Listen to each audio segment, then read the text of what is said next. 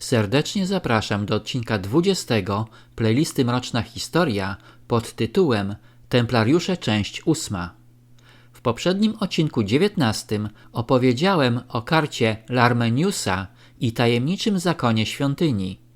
W tym odcinku opowiem o ogromnym podobieństwie legend Mandejczyków z legendami opisywanymi w Talmudzie i Kabale.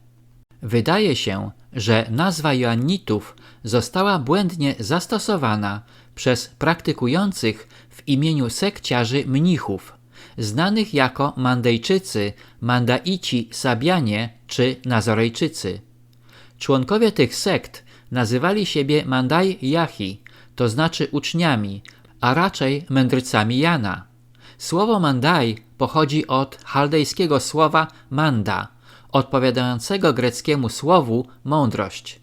Sekty te, początkowo zamieszkujące brzegi Jordanu, zostały wypędzone przez muzułmanów i zmuszone do opuszczenia Mezopotamii i Babilonii. Jedno jest pewne, że doktryny Mandejczyków przypominają herezje głoszone przez Joannitów. Według mandejskiej księgi Jana, święty Jan w ciągu 40 lat ochrzcił całe rzesze ludzi w rzece Jordan. Przez pomyłkę lub pod wpływem polecenia z nieba ochrzcił fałszywego proroka Jiszu Meszila, Jezusa Mesjasza, syna diabła Rucha Kadiszta. Tę samą myśl można znaleźć w innej książce tej sekty, zwaną Księgą Adama, która przedstawia Jezusa jako zboczeńca doktryny świętego Jana, sprawcę niegodziwości i perfidii na całym świecie.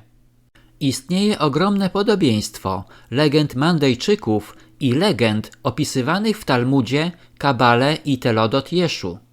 Pojawiają się one jednocześnie i co więcej, Mandejczycy twierdzą, że Księga Adama ma to samo pochodzenie. Podobnie jak Rzymianie twierdzili dla Kabały, że została ona przekazana Adamowi od Boga poprzez ręce anioła Raziela. Znana jest uczonym księga, nazywana Kodeksem Nazareusa, datowana na VIII wiek, opisana przez Mintera jako rodzaj mozaiki bez porządku, bez metody, w której znajduje się Noe, Abraham, Mojżesz, Salomon, świątynia jerozolimska, święty Jan Chrzciciel, Jezus Chrystus, chrześcijanie i Mahomet.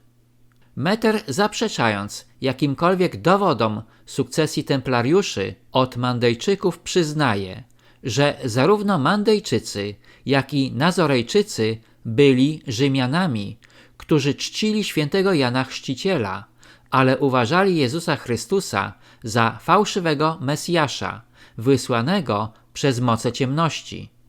Współczesna opinia rzymska potwierdza tę afirmację rzymskiej inspiracji. Meter, opisując Mandejczyków jako gnostyków, stwierdza: ich święte księgi pisane są w dialekcie aramejskim, który ma bliskie pokrewieństwo z Talmudem babilońskim. Wpływy rzymskie są wyraźnie widoczne w religii mandejskiej. Jest to zasadniczo rodzaj starożytnego gnostycyzmu, którego ślady można znaleźć w Talmudzie, Midraszu i w zmodyfikowanej formie późniejszej Kabały.